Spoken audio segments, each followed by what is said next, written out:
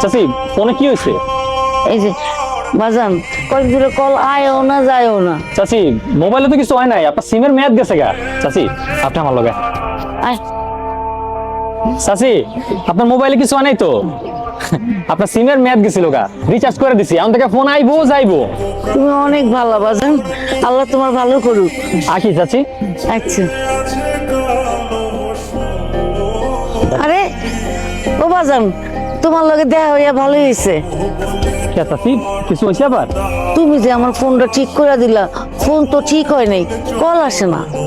কি কোন? মোবাইল তো ঠিক করে দিলাম। এই যে কল আছে তো চাচি। সবার কল আসে, আমার পোলার কল তো হয় না। আমার পোলাই কইছিল প্রত্যেক দিন আমার একবার করে কল দিব, হ্যাঁ কল তো আইলো না। ও বাজান, তুমি মনে হয় ফোনটা ভালো করে ঠিক করতে পারো নাই। আমি এটা নিয়ে বাজারে যাই, হ্যাঁ 5,000 টাকা লাগলে লাগুক, আমার যাওয়ার লাগবো। প্রত্যেক দিন আমার পোলার কল অনেক কথা, মনে হয় প্রত্যেক দিন আমারে কল করে, আমারে পায় না। চাচির বাড়ির ঠিকানাটা বের করতে পারবি? হ্যাঁ পারবো না তো। তাহলে ঠিকানাটা আমার দিস। আপনি এখানে? আপনি আমগো বাড়ির ঠিকানা কই পাইলেন? ঠিকানা জোগাড় করছি, চাচির লগে একটু কথা কইতে আইছিলাম। খালাই তো অনেক অসুস্থ, কি হয়েছে? খালি সারাক্ষণ নাহিদ নাহিদ করতে থাকে। নাহিদ ভাই খালার একমাত্র ছেলে, অনেক কষ্ট করে বড় ডাক্তার বানাইছে, কিন্তু উনি ঢাকা থেকে এখানে আসতে চায় না। কিন্তু খালার স্বপ্ন আছিল এইখানে থাইকা সবার সেবা করব। একদিন বউ নিয়ে এখানে আইছিল, কিন্তু বউ এখানে থাকতে চায় না, এর লেগে ঢাকাই সেটেল হয়ে গেছে। যাবার সময়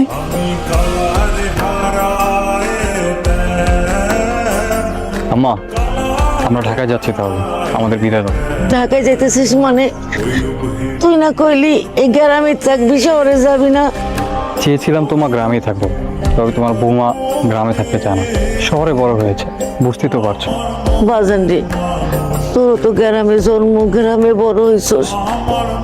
তোর বাপের কত ইচ্ছা ছিল তুই বড় হইয়া ডাক্তার হবি, ডাক্তার হইয়া গঞ্জে একটা চেম্বার খুলবি, গ্রামের মানুষের সেবা করবি।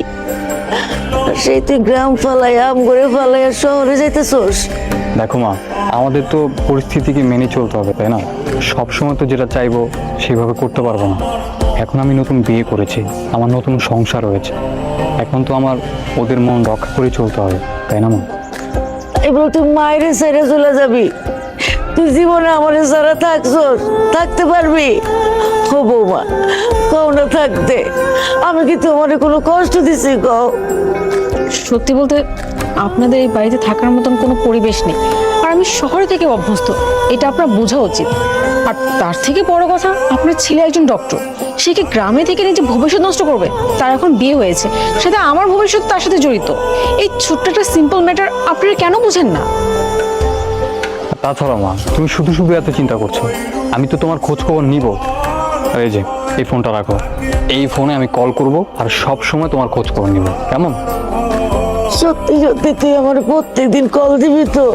হ্যাঁ বললাম তো, প্রতিদিন কল করে খোঁজ খবর নিব। এখন আমাদের যেতে হবে, অলরেডি লেট হয়ে গেছে। আর জুই, মার খেয়াল রাখিস, কেমন? করে সে জানে